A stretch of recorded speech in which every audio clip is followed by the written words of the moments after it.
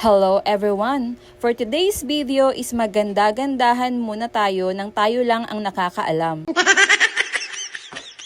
Kaya naman, from this to this. O diba, paldo ang mga person. Yes everyone, bumalik po pala kami manguha ulit ng labong kasi nga kulang daw iyon.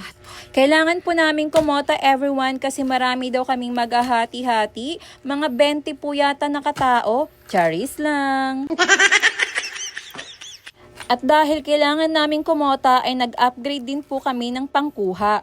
Yung bakal po na yun everyone na mahaba na pinantutusok namin, ang tawag po sa amin ay bareta. So yun po yung tawag sa aming mga Ilocano everyone. Ewan ko lang po sa inyo kung anong tawag dyan. Hindi po yun bareta na panglaba ha. Baka akalain nyo maglalaba kami ng labong. Char!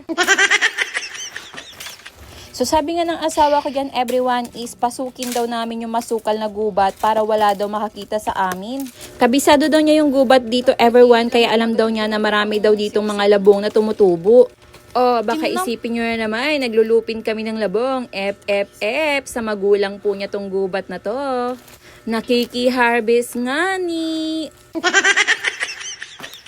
So, sobrang sukal nga ng bundok, everyone dito ay matitest talaga dito yung pagiging flexible ng katawan mo at saka yung endurance din ng katawan mo. Kasi po, paakyat talaga to everyone. So, gumapang-gapang ako dyan at iniwasan ko yung mga tinik. Magandang exercise to everyone. Panigurado pag uwi ko is mababawasan ako ng 10 kilo. Agad-agad. So, eto na nga. Ang dami pala ditong mga labong everyone. At ayan, sabi ko sa asawa ko, pwede pa ba yan? Ang taas na.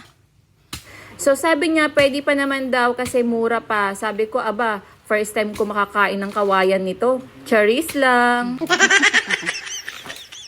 Commercial break muna tayo everyone. I-flex ko lang yung nakipag-engage yung nakaraang video ko. Let's go!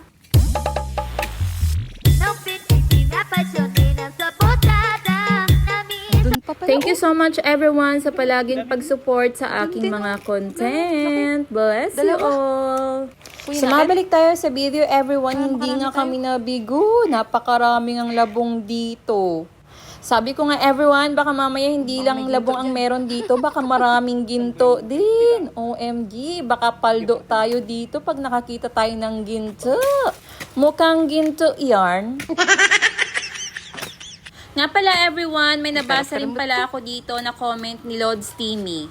Ang sabi po niya, Lodi, nag-ulam din kami ng labong pero medyo mapait pero masarap. So yun nga everyone, i-share ko lang kung paano namin i-prepare ang mga labong.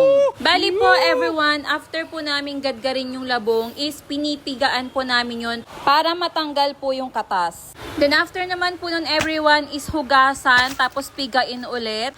Pagtapos naman pong hugasan everyone is pwede na siyang ilaga. Lagyan lang po ng asin yung tubig hanggang sa lumambot na po yung labong. Kapag luto na everyone is pabahawan muna ng konti. Tapos salain, tanggalin yung tubig, pigain para po matanggal yung excess na tubig. So ayan nga everyone, pwede mo na yan ilagay sa fridge o di kaya naman ay magluto ka na kung anong gusto mo na putahe ng labong.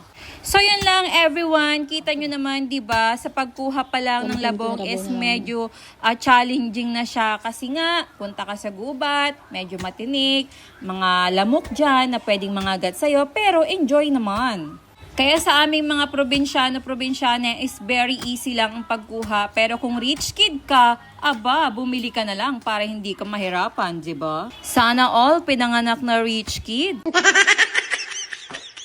Kaya sa mga prom D na katulad ko, gusto mo ba ng labong? Pues, umuwi ka na sa probinsya nyo at taglabong ngayon. Ang dami! O, diba, nang inggit. Sige na, umuwi ka na. Bilisan mo. Baka maubos na yung labong sa probinsya. So, hanggang dito na lang ating video, everyone. Abangan ulit ang karugtong. O, diba, unlimited na labong serye yan. See you again next time.